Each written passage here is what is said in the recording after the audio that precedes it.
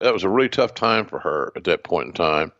So even though I wanted to re-sign her, I didn't get any pressure from Vince. He said, "What do you think you're going to do with her?" And he kind of left it up to me. And I said, "Well, I'm going to try to retain her services. We got a lot of money and time in her. So why wouldn't we try to retain her?" He said, "Do what you want to do." He never interfered in Hunter and Stephanie's defense. I'll say it for Vince. It's all business. Right. I said, "But Vince, if I can't get a decent number, we may have to pass on it." He said, "Well, that's your call." So I couldn't give her $1 million a year. Could she have earned over $1 million a year? She probably did a couple times, if I remember correctly. But that guarantee was just too big. And when you got a roster of 100 people, like you got 5 or 6 guys making $1 million guaranteed, not one guy that we were paying $1 million a year, Conrad, took their checks weekly. They all took it off the pay sheets, because there you got all your money immediately, as opposed to getting your weekly, and then at the end of the term, the 1-year term, you get a check written for all the overages. Right. That you over earned. And I don't remember one guy just taking a weekly. I suggest you guys take weeklies instead of taking all their money, because that always gave them a tax fund at the end of the year, which some of them conveniently forgot for decades. So, but she was an interesting cat. But that was a trying time, man. That was can I see you a minute, JR? Sure, Joni, come on in. And then she's there. So it was very emotional. That was an interesting part of that job that I don't think sometimes fans really fully realize what that talent relations head does. I think, who's the head of talent relations now there? Brad Blum? I thought it was Carano, is it not? Oh, I don't know. I don't think so. I think he's on the management team. Felt bad for Carano having to fire all those people. He got the shit job. Yeah, Mark, call these 40 people and tell them they're done. Yeah, there's no fun in that. I can't wait for us to talk about China in long form sometime. I'm just fascinated with her story. I think it's one of the most unique stories in all of wrestling, and I know we'll have fun with it. But it just stuck out like a sore thumb that, when Meltzer wrote, maybe the reason they broke up is Hunter bought an expensive house in New Hampshire and she wants to do Hollywood stuff. No, that's not it. Bullshit. Yeah. On the April 13th episode of As the Wrestling World Turns, things get rather interesting. And you and I have never spent any time talking about this. A WWF contracted wrestler, Taz, with 2 Z's, defeats a WCW contracted wrestler, Mike Awesome, for the ECW world title. This is just fascinating to me. Of course, fast forward a little bit, and we would see Taz drop that belt to Tommy Dreamer at the ECW arena. Tommy had never been the champion. Of course, he is the longtime quote unquote white meat babyface flag bearer of ECW. So it's a big deal for him to win it. And of course, he immediately drops it. But before Taz gets an opportunity to get the belt back to ECW, Vince has him wrestle the World Wrestling Federation heavyweight champion Triple H on SmackDown in Philadelphia, no less. And of course, he loses. This to me is the most egregious Bruce Pritchard, and he's our buddy, but he would always defend, no, that helped Taz because Hunter is the world champion. No, that fucking killed Taz deader than Kelsey's nuts and the ECW promotion, does it not? It didn't do any favors. Kill might be a strong word. It didn't help anybody in that regard, except Hunter got a nice win in Philadelphia. Taz was so underutilized when we hired him, in WWE. For whatever reason, he was never in political favor. And guys, I don't know. Hunter may have had an issue. Hunter's 6'4". Taz is what, 5'8", 5'10", 5'9"? I don't know. Yeah, he's under 6 foot. Yeah. So the perception was, even though Taz could snuff out 99% of the guys on the roster, that he's not convincing. Well, if you watch any of the ECW stuff, Taz got over. Yes, he did. And people believed he was the human suplex machine. So I was very excited when we were able to hire him.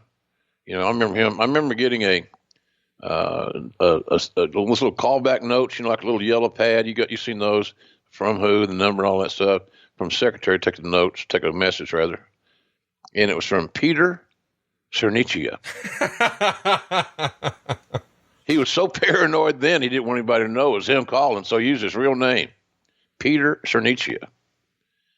and I think I may pronounce his last name wrong. I didn't. If I did, no disrespect meant. This is my Oklahoma ignorance, I guess. So, but I was happy. Hey, that was a big get from me. I thought I was a big mark for his work in ECW. Heyman knew how to book him. So there again, you get these egos involved. Okay, he's too short. Says who? Who the fuck are you now, Luthez? You know? And then the other thing is, if guys that haven't been in too many real fights have never had their ass beat by somebody shorter than them. Happens all the time. It happens all the time on Earth. And especially when you grow up like here in Norman, you think the football players screw with the wrestlers that were 125, 130, 140 pounds? Shit, no. Because they got nothing to lose and nothing to gain, everything to lose when the little guy whips your ass and makes you tap out and squeal like a pig under a gate. So I just thought Taz got a bad hand coming in.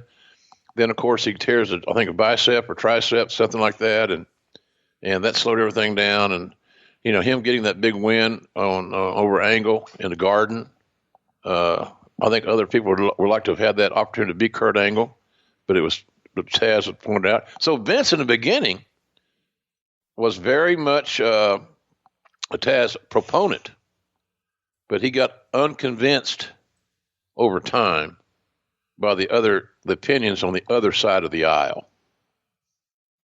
Let's promise to talk about that another time. Let's move on. The proposed Stu Hart birthday show promoted by Stampede Wrestling on May 31st in Calgary was to include 26 performers from the WWF, and it was officially postponed last week after it became clear it was a no-win situation to hold the event. The actual announcement of this came in a Jim Ross update on the WWF website when he stated the show had been postponed. Stampede Wrestling, after getting negative publicity when Stu Hart said in a Calgary Sun article that he wouldn't be attending the show and thought that due to it being so close to the 1-year anniversary of Owen's death, he didn't feel like it was appropriate to be celebrating, and he decided to quietly let the show die down.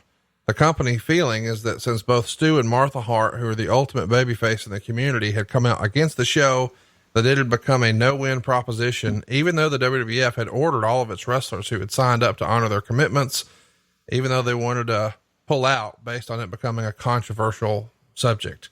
There's still talk of doing a Stu Hart holiday or birthday show rather in the fall, feeling maybe getting away from the month of May would eliminate some of the local media bad taste regarding the 1-year anniversary of the death of Owen.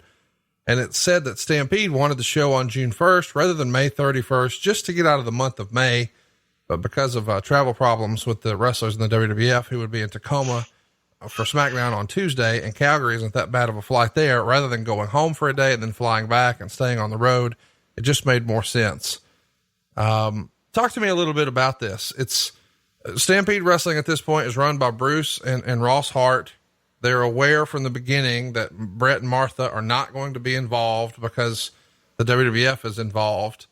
And now you're sort of the monkey in the middle here, are you not? I mean, when Bruce and Ross reach out to Vince and try to get him on board with this, and it's carved off to you to, hey, help make this happen. And then Stu says, no, I don't really want to. What do you remember of this? This feels like a mess. It was a cluster. And, I think the reasoning and the motivation for it originally was honorable. But I can understand the Harts having some of them having an issue. Look, if you don't have the patriarch there to celebrate his birthday, what the fuck are we thinking? Right. It made no sense. So consequently, it was a bad idea to start with. I think Vince was trying to extend the Ann Olive branch, considering the intertwined drama involving the Harts and the company.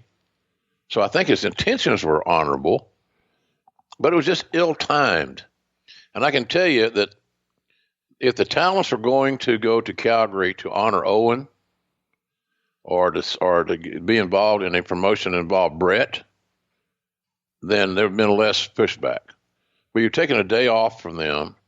I mean, seriously, well, it's just one day. Sometimes people like to go and see their children, their wives, their families, and maybe do their laundry, sleep in their own bed one night. So the talents weren't overwhelmed with it because they didn't have the emotional attachment. Most of them, some of them did that worked for Stu, in Stampede. But the bottom line is that most of them were not happy with the booking. They want to go home and recharge their batteries and all that stuff. So there was not a big, I would say there's more of a collective sigh of relief for talents to not have to go on a day off to go celebrate somebody's birthday that wasn't going to show up. So it was a bad idea, Conrad, as it worked out. But it was I think it was well intended. And when when you get at the time too, think about this: the intangible elements of that were the the interfamily issues that were ongoing. You had one faction that was over here, you had another faction over there, you had some in the family didn't want to have anything to do with any of it because they just didn't want to. They were tired of the drama and all that stuff. So it was a good initial idea with good intentions, I felt like, but overall, once you started playing it out, it was a very poor idea. Let's keep it moving here. Let's talk about Mark Henry. Meltzer Word Report. Mark Henry's being sent to OVW. I think it's pretty clear they're trying to get him to quit. Come to think of it, if you think of the angles they've done with him from the that's wrong right there. That's wrong. How the fuck when anybody says they're trying to get him to quit? Horse shit. That's so lame. That's a total wrestling cop out bullshit. Well, they're trying to get him to quit. If we want him to quit, you set his ass at home and you unbook him. You take him off television. We had no desire whatsoever to get Mark Henry to quit. We still saw money in him. And eventually that money that panned out. He was just slower to than ideally suited, wanted. This stuff like that just aggravates the shit out of me because look, we spent a lot of time on Mark Henry. He needed to have more fundamental training. He was brand new. This ain't weightlifting, as he'll tell you. So, and we had him. If we want to get rid of him, Conrad, why do we send him to so many different coaches and tutors, including Mark Henry going to Calgary and working with Leo Burke and Brett? Come on, made no sense. So go ahead. I'm sorry to interrupt you. Well, check out what he cites as other reasons that he feels like the company's trying to make Mark quit. Come to think of it, if you think of the angles they've done with him, from the BJ, from the transvestite to the relationship with Mae Young, they've probably been trying for some time. Henry signed a 10-year contract for a reported $2.5 million long before he ever had his first match, back when he was training for the 96 Olympics in weightlifting. That's $250,000 a year, right? Yes. Okay. And that's not a bad investment to have in a guy that you perceive at some point in time can be a main eventer. Yeah. As it worked out, Mark Henry became a world champion and a Hall of Famer. And we were trying to run him off. Look, I'm not going to defend the horseshit creative, including a BJ with a alleged transvestite, or the thing with Mae Young. That was allegedly written for humor. Could have been Mark Henry or somebody else, but Mark Henry, his face, one of the reasons we loved him and still do, so expressive, and so he was a candidate that stood head and shoulders, literally and figuratively, above anybody else in that regard. Did it help his character to be involved in these horse shit comedy angles? Ha ha ha! No, it didn't. So, but to try to run him off. Hey, look, if he quit because he didn't like the creative, that might have made some people happy. It sure as hell would not have made me happy because we had time and money invested in this guy. Because athletic big men still draw a premium, and you give them more time to evolve and to develop. Sorry for the smaller guys of the world who are probably better workers and better, more athletic oriented, but that's the way of the world in the pro wrestling. Oh man. Let's keep it rolling here. Let's talk about some other news in the Observer. Representatives of New York State Senator Tom Liebes, who was contemplating introducing legislation that would mandate drug testing for all wrestlers to perform in New York, and representatives of both WWF and WCW are scheduled to meet to work out a compromise in the proposed legislation. How big of a deal was this? I mean, obviously you guys have your own testing policies.